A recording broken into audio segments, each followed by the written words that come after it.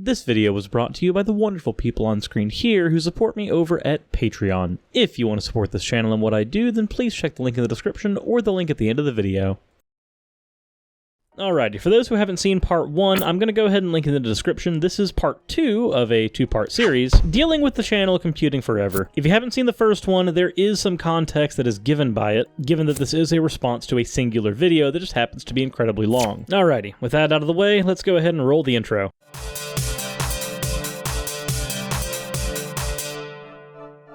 Alrighty, fan art time. First we have a giant teddy bear Suris being cuddled by Raziel by Kitty, me yelling and screaming at Steven Anderson by Whimsical Sam, and then this one from Mistrust that makes me severely mistrust this version of Suris. Anywho, thank you all for your fan art submissions as per usual, and on to Computing Forever.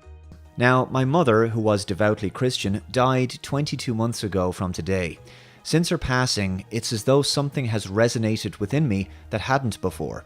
As though when she left, the doorway to some other place was left just slightly ajar, wide enough for some kind of light to come through. I knelt down one night, and for the first time in many years, prayed the Lord's Prayer. I'd said the Our Father many times as a child. I repeated it like a mantra, words that never truly meant anything to me. But this time, suddenly something changed when I reached the line, "Lead us not into temptation." Now, you can look at those words and not fully interpret their reason for being. Lead us not into temptation. What's so objectively bad about temptation? Well, it's the next line that suddenly struck a chord with me because it justifies that previous line. But deliver us from evil. So, lead us not into temptation, but deliver us from evil. Now, all of a sudden, for the first time, given everything I was witnessing in the world, I could understand the context of why this prayer had been written this particular way. What has the left been promoting for the past number of decades? Temptation, sin, greed, materialism, deviation from the path, a denial of nature. Alrighty, so there's a whole lot to unpack here. Let's go ahead and start with a bit about your parents. One, I'm really sorry that your mother died. That's something that nobody ever wants to go through, but unfortunately most of us will have to face at some point. It is also very common for many people to regress a little bit whenever a loved one dies, start falling into old habits that are deeply associated with that loved one. So it makes perfect sense that you might find yourself falling back onto the Lord's Prayer like that. She is, as I would assume, the one who taught you. But that all said, I'm going to keep away from this particular subject, mainly because I could come off as insensitive without meaning to. The loss of a loved one of any kind, especially a parent, is a very touchy subject. But onto your list of supposed evils that the left is trying to promote. First of all, there's nothing wrong with temptation, unless of course that temptation is an attempt to lead you down a path that is ultimately harmful to you or others. For instance, your spouse tempting you into the bedroom isn't necessarily a bad thing, but your friend tempting you into the bedroom in order to keep you away from your spouse might be a little worse. So context is needed. Temptation is not in and of itself a bad thing. On to sin. A sin is an offense to God. I'm personally of the opinion, as an atheist, that sins do not exist. There are deeds that we would consider bad or harmful, but they would not necessarily classify as sins unless a god necessarily exists. Even so, not all frameworks that contain a god have the concept of sin. So this is another one of those really vague platitudes that you can espouse and everybody nods their heads, but it ultimately means nothing. Everybody is going to have their own version of what this particular statement means, as opposed to you justifying what your version of it is. On to greed. Greed is not in and of itself a terrible thing. In fact, greed is one of the motivating factors that has caused many of the innovations in our nation. I'm not saying that those innovations couldn't have come about from other means, but I live in the United States, and given that we are a capitalist nation, most of your innovations are motivated by greed in some way. At the very least, the funding from those end up coming from wealthy capitalists. That has led to a whole lot of problems, especially in the medical field. But suffice to say, greed in and of itself is not a bad thing. In fact, it can be a useful tool. Onto materialism, I can only assume you're talking about the pursuit of goods as opposed to materialism, the philosophical position where one would extrapolate physicalism from. Materialism in philosophy is simply the idea that anything that exists is the material. There is no, say, extraplanar dimension that exists, only the physical. This position isn't a bad thing in and of itself. In fact, it allows science to function quite well. But if you are meaning materialism in the sense that pursuit of goods is a problem, then you just said greed again. You said something, again, redundant twice. And yes, that sentence was intentional. On to deviation from the path. This is, again, another incredibly vague platitude that can mean anything to anyone, so you've made this particular point utterly worthless. And finally, when you say a denial of nature, I have no idea what you mean by this. Again, this sounds like a very vague platitude. If I take some things you said earlier in the video, stuff I dealt with in part 1, I could assume that by a denial of nature, you might be talking about a perceived biological imperative for men to be more chivalrous and women to rear children. You know, something that's actually completely socially constructed. This is the nature of gender roles in society. They are arbitrary things that we may or may not follow at our own compulsion. But I would assume that's what you mean by a denial of nature. And if that's the case, then yes, I deny this, quote, nature, because I deny that we must follow nature necessarily. If you corrupt the people, promote vice and their baser animal instincts, you bring about the destruction of the nation-state. Promiscuity, rather than monogamy, results in unplanned pregnancy. You are aware that monogamous relationships also get unplanned pregnancies, right? Also, I loved how you mentioned everything from before being an attack on the nation-state. The bells of nationalism are tolling, my friend. Is their ring familiar to you? Broken homes, low parental investment, marriage is destroyed by feminism.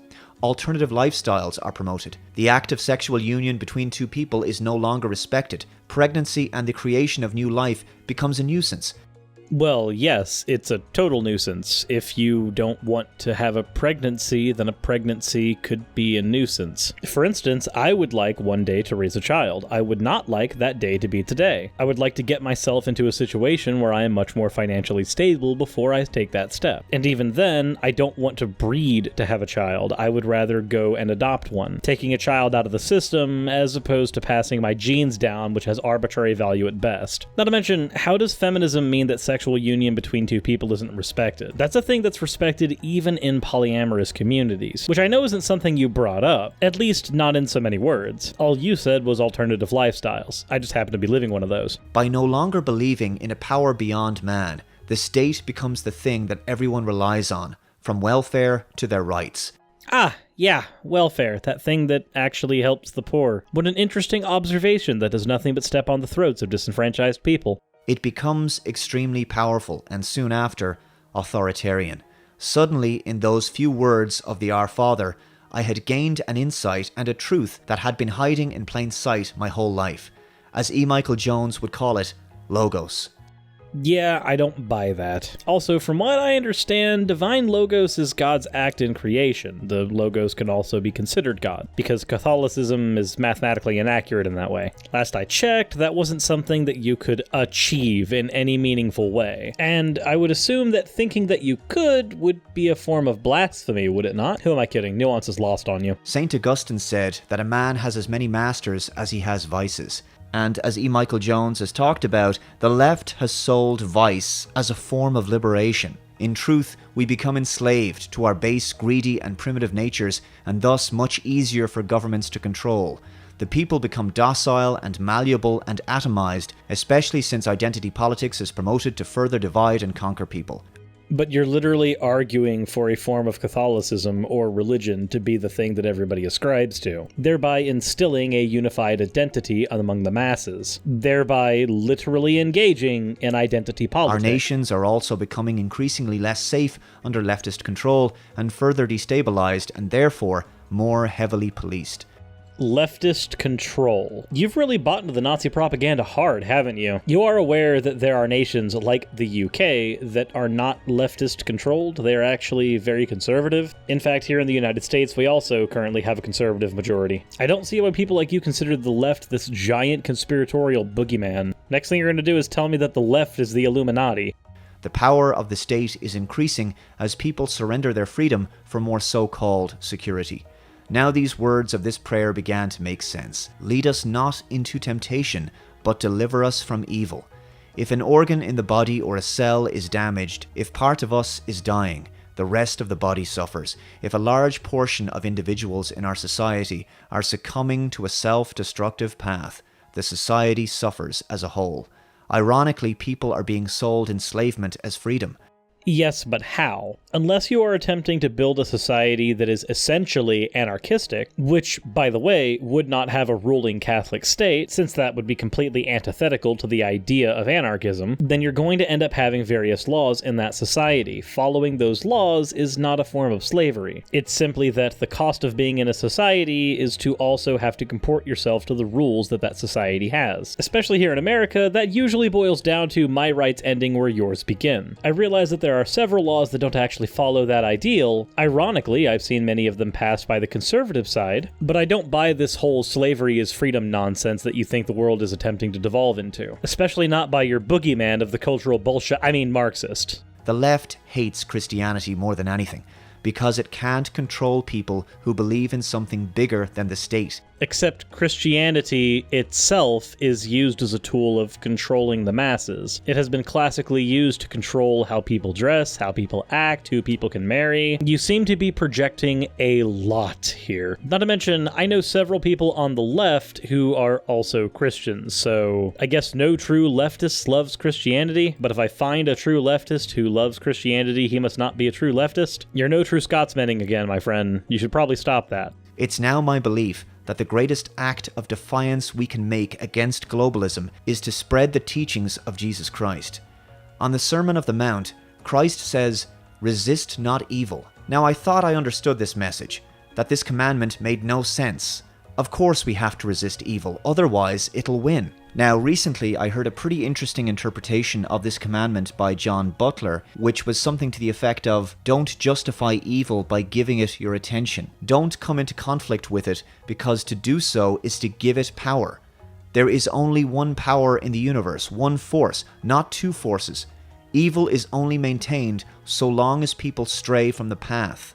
And again, the path is a vague platitude, but I'm going to go ahead and say that your interpretation of it would be following Christian teachings and doctrine, particularly of a Catholic flavor, because that seems to be where many of these things are coming from, especially the idea of divine logos. So again, for somebody arguing against control, you seem to be arguing very much in favor of control. You would just rather that control come from your version of a god, as opposed to, say, a group of politicians. Let's go ahead and call a spade here. If we argue that everybody has to follow the path of a particular religion, as opposed to following their own individual paths, and we also argue that the tenets of that religion are unassailable and cannot be changed, especially as cultural norms demand, then we have a stubborn and unchanging system that cannot comport and fit to the needs of its people in any way, shape, or form. It is literally the most iron-fisted form of totalitarian control. That thing that you are arguing so heavily against right now is literally the thing you are advocating for. It just uses a different mechanism. You empower it by giving it your attention.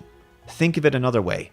If you're driving to a destination and you have two possible roads before you, once you know that you're on the correct road, you don't need to give any attention to the wrong road anymore. You don't need to focus on the darkness when you're looking towards the light. Yes, but ignoring the darkness doesn't make it go away. This is why I focus on so many negative topics on my channel. Also, the ignore it and it will go away method that you are quite literally advocating for right now is the exact reason why the NIFB managed to skyrocket to 30 churches in 6 countries recently. Nobody was paying them any mind, trying to do anything to undermine their efforts, and of course, they got to explode and grow as a result of it. Evil literally grew because nobody was addressing it. As Bezmenov explained, the antidote to Marxist subversion is to ignore its tactics and focus on religion instead. The most difficult and at the same time the simplest answer to the subversion is to start it here and even before.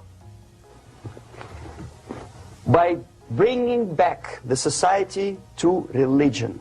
Something that you cannot touch and eat and put on yourself, but something that rules society and makes it move and preserve it.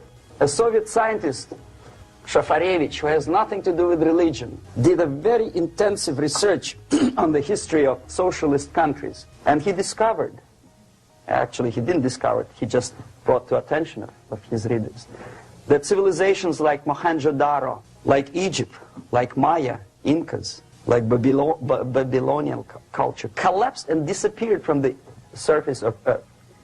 The moment they lost religion, As simple as that. They disintegrated. All the sophisticated technology and computers will not prevent society from disintegrating and eventually dying out.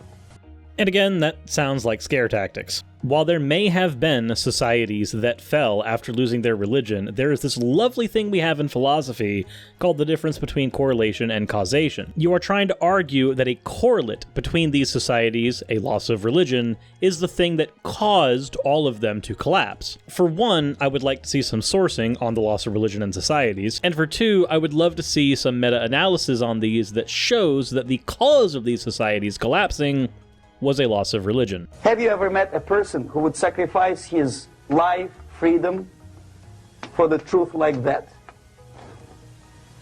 This is truth. I never met a person who said, this is truth and I'm ready to shoot me. To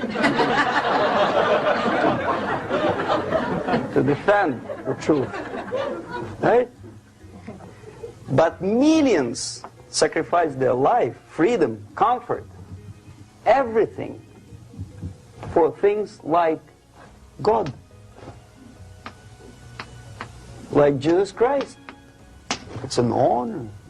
Yes, that's because that truth can withstand anything. The truth of mathematics is essentially what we would consider axiomatic. Numbers exist as abstracts, but whether we exist or not, the idea that we've based those numbers off on will never truly go away, and all of the math will function with or without humans. Religion doesn't exactly have this same ability. If all peoples who followed a particular religion left the world immediately, and all evidence that that religion ever existed also left the world at the same time, that religion would effectively never develop again. This is evidenced by the fact that we have several pieces of lost religions that we can only very vaguely extrapolate information from, instead of actually understanding what the original people followed. We can't tell in the future if an ancient civilization's stone phallus was a symbol of a fertility god, or just an everyday dildo. Math, on the other hand, we would develop exactly the same each and every time because it will function the same each and every time. We may not use the same language when we are communicating about that math,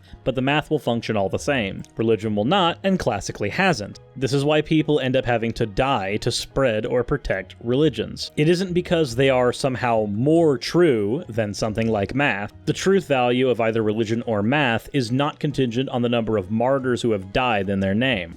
In Ireland, many people conflate the corrupted institution of the Catholic Church with Christianity. And because people have rejected their spiritual tradition, what has happened in Ireland? Well, it's becoming less Irish by the day. Try to think of a Western nation that's succumbed to leftism that's also got strong borders.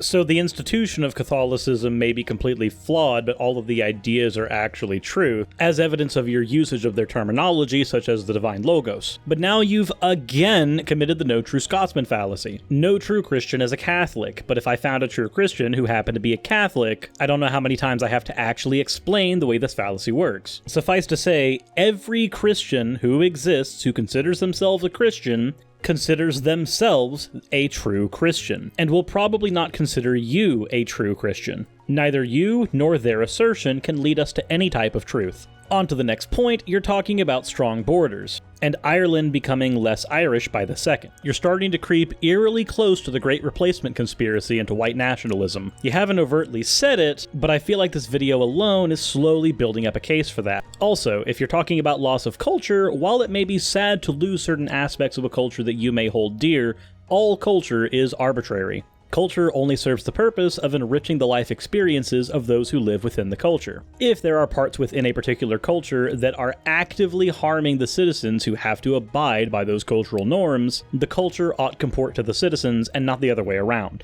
When Ireland began to lose its faith, which is to say the pillar it was built on, unsurprisingly, it began to slowly unravel. Now marriage has been redefined, and people have been so brainwashed that they've literally voted to take away the rights from a portion of their own society, the unborn, and they celebrated this with tears of joy in the streets when they did so. They've given up on their future because the most vulnerable and precious in our society, our children, are no longer protected, and their right to life has been superseded by a woman's right to treat that life as if it was nothing more than a piercing or a tattoo on her body. Alright, so let's go ahead and get a few things clear. First of all, marriage being redefined means nothing. Who cares? Marriage is an arbitrary principle anyway. It's an agreement between you, your spouse, and the state, and it therefore carries legal ramifications, and I thought that you yourself were against the state. You can frame it that it's an agreement between you and God, but that doesn't remove the state from the equation, which is again that thing that you seem to be incredibly angry about. Moreover, redefining a term means nothing. It holds no intrinsic value for good or ill, but I'm assuming you're talking about legalization of gay marriage, in which case, yes, treating all human beings as equal is a good fucking thing. Moreover, treating all human beings as equal should be a good thing, and you use that to be your point when talking about the unborn. So on top of all of the fallacies that you've committed in this video so far, you've also managed to be nightmarishly inconsistent, but I digress. There are no rights that a woman has over her child, and there are no rights that a child has over the woman. That is what allows you to have abortion as a principle. You are in fact granting more rights to the unborn when you allow the unborn to have wanton usage of the woman's uterus. If the woman doesn't consent to having the child within her,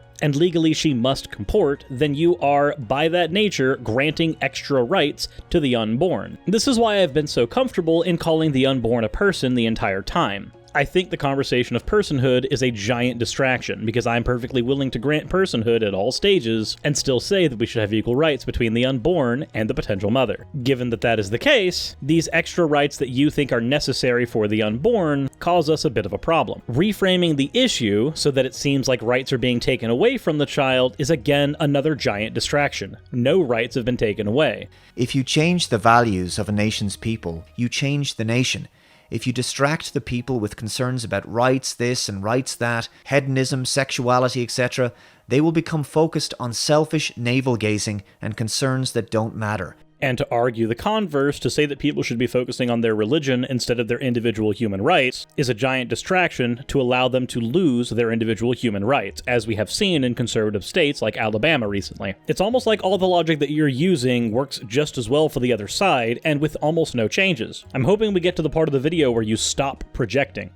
Contrast liberal Ireland to conservative Poland. In Poland, they have Christian values and a strong sense of their identity and a desire to maintain strong borders.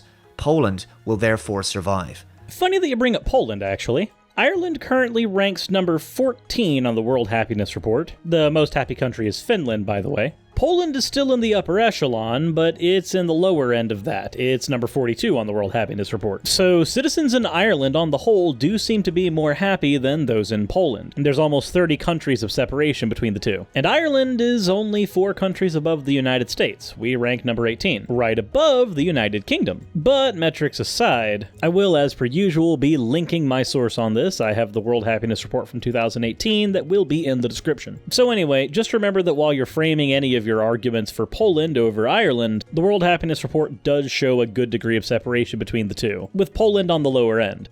I look at the vandalization of our Christian heritage and celebrations. St. Patrick's Day is reduced to a glorified excuse for massive alcohol consumption. Easter doesn't appear to be about the death of Christ for most people anymore. It's become about chocolate eggs and the Easter bunny. Likewise, Christmas is completely divorced from the birth of Christ, and it's now become a tacky commercial holiday that begins in late September and promotes hyper-consumerism and materialism. And all of that is a direct result of capitalism. Your issue here, for this exact point, shouldn't be with the left trying to appropriate Christian values. Your issue here should be with capitalism. That's the very structure that has actually vandalized that from you, not the left. But I don't have to guess as to whether or not you're rabidly pro-capitalist. It is literally one of your hashtags on your Cultural Reconquista website. So again, you seem to be doing this thing where the things that you advocate for are antithetical to the other things that you advocate for. You just like having your giant cultural Marxist boogeyman to throw things onto, when in reality, it's the very things that you endorse that are undermining the things that you hold dear. People now engage in alternative quasi-spiritual practices, trying to replace real spirituality with yoga and meditation. No true Scotsman again. I'm guessing you would also consider polytheism quasi-spiritual. Basically, anything that is not Christianity would be quasi-spiritual or not spiritual at all. I guess in this way, I can consider you a quasi-intellectual. Now, meditation can be very useful for breathing control and quelling anxiety, and that's fine. I'm not knocking it, but it contains no content, so therefore, it cannot be used as a substitution for a moral framework and a value system. And spirituality does not need to have a moral framework and value system. It can have these things, but it doesn't need these things, because what is spiritual will depend on the person you're talking to. Hell, even among Christians, get a group of 100 Christians together and you will probably get mass disagreement over what spirituality really means. Something more is needed. With the loss of religion, we've also jettisoned notions of sacrifice, personal accountability, restraint, honor, and duty. These were considered virtues once. Okay, so let's go ahead and run through these as I did before. Accountability is something that is not necessarily accounted for in biblical teachings. In fact, when looking for forgiveness, you end up being accountable towards God as opposed to the person who you personally wronged. There are also many atheists and foxholes who have definitely not lost the notion of personal sacrifice. Parents as well are no strangers to the idea of sacrificing for their children, religion or not. Religion itself can lead to restraint or hedonism, and restraint and hedonisms are not always necessarily good or evil in and of their own nature. You have to insert extra values into these things in order to make them either good or evil, but they are amoral on their own. As for honor and duty, if you would like to make the argument that anybody who is not a Christian is not honorable or has no sense of duty, then again I will go ahead and point you to the atheists and foxholes I mentioned before. Now there's another important component of this, the recognition that we are corruptible and imperfect, that we will try and often fail to be good. This is why no matter how much we mess up, no matter what we've said or done or not done, the challenge of redemption is always possible. The gift of forgiveness is always offered by God. Now, I'm not going to pontificate to you or sell you some notion of an anthropomorphic, all-powerful being in the sky. I have no idea what that force resembles. I'm also not going to tell you that the purpose of doing good is a reward in heaven. I'm not even fully sold on the idea of an afterlife. Maybe there is something, I don't know, but that's not why I changed. To do good knowing there's no reward is to be truly noble. I can agree that there's a certain measure of nobility in doing good with no reward, but you can't convince 7.2 billion people to operate under such a paradigm. The idea of a reward is something that will help these people who do not have these same notions in an almost Pavlovian sense. Not all people are created out of the same stuff. If they were, maybe your idealistic notions of Christianity being the way forward for society would work. But different people require different motivators, and some of them require monetary motivators. Some of them are willing to live and die on the idea of nobility. There is not a one-size-fits-all solution, nor is that potential solution Christianity. When I prayed to God, I said, I will change even if I get no answer, because the word of Jesus makes more sense to me now given the state of our world. So at some point, I stopped believing in nothing, because there is simply too much order in the universe, too many telltale signs of purpose and intent in reality for me to ignore the possibility that some guiding hand was behind all of this. But therein lies the term. Possibility. There is a possibility of this, but the possibility of there being a God says nothing about the truth value of Christianity. Hell, the idea of there being a God doesn't say anything for the universe having any ordered meaning whatsoever. This is kind of the founding principle of deism. A God simply sets things in motion so that they will exist, and then goes to fuck off. This God neither knows nor cares about your existence. But we're ignoring the elephant of the room here, which is you literally just fell back on the look at the trees argument. The argument that is possibly the #1 worst apologetic Christianity has ever received. It can also be called the argument from beauty or argumentum ad formam. The universe began with the first subatomic particles, and then eventually the formation of atoms, then light elements. Before too long, dense concentrations of gases and molecular clouds formed the first stars. Planets formed millions of years later. Some of those planets have atmospheres.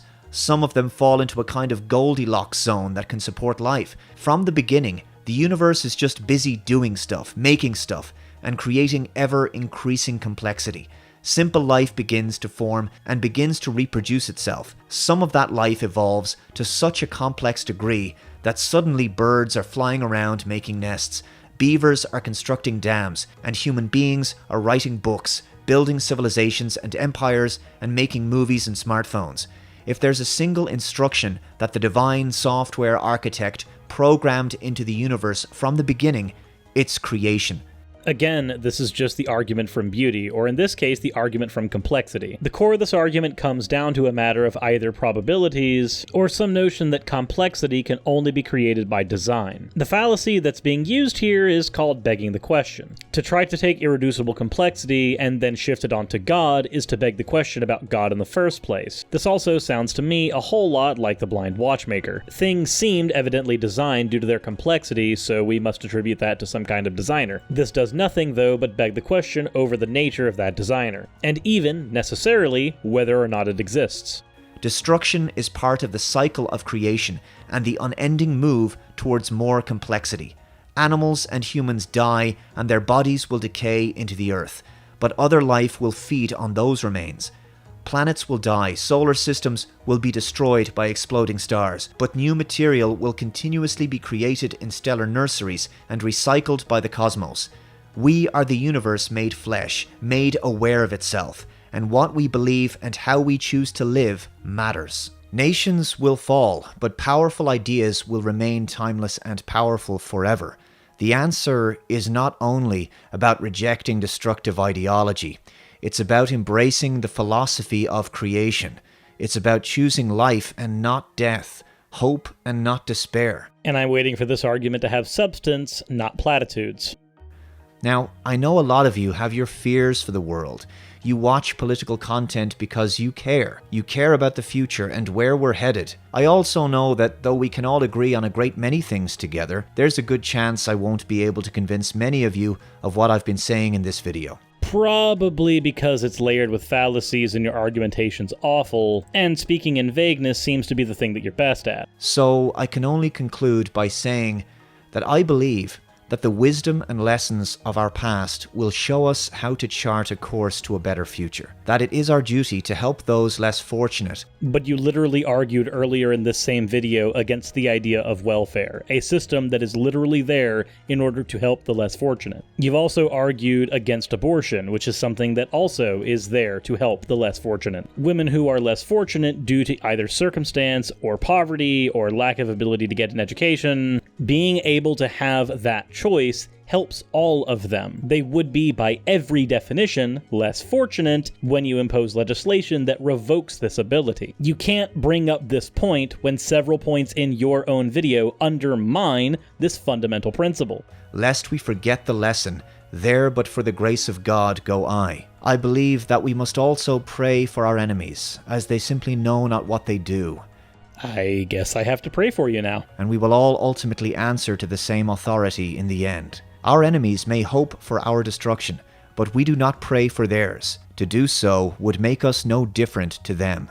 But you argue against the existence of the left and the feminists and the socialists, and need I go on with how inconsistent you are being? Or is it not inconsistent because you earlier mentioned your ignore it and go away method to solving all the world's problems? So we pray that they can be saved from the evil they have succumbed to. I believe that those we've lost have never truly left us, that they have become part of something greater and more powerful than any man-made evil in our world.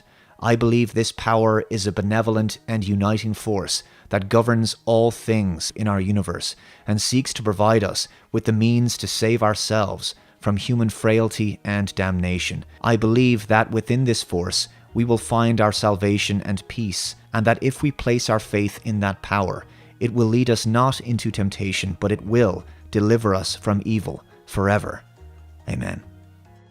And of course, we end on finishing up the prayer and ultimately gaining no meaning out of it as a result. You know, I could sit here and argue that your armchair philosophy is shit, but I'm fairly certain there's a lot of people in my audience that think that mine is as well. But I don't really have any ability to respond to the ending that you're using with the Lord's Prayer, because again, like many other things in your video, it's been vacuous. There's no meaning in it. So what's the takeaway with all of this? Personally, for me, I've heard nothing but vacuous reasoning from this video. I've also heard several appeals to conspiracy theory, multiple very easy-to-avoid fallacies, those of which I've named throughout the video, and common Christian apologetics that are easy to refute, like argument from design and argument from beauty. I don't want to say that this entire video has been a demonstration in sophistry, because I like to think that a sophist has the intention of deceiving. I just think that you, as you said in this video, know not what you do. You're arguing from a handful of feelings feelings and hoping that they'll pan out in reality. But then again, what can I expect from somebody who thinks that Sargon of Akkad was at one point not right-wing enough for you?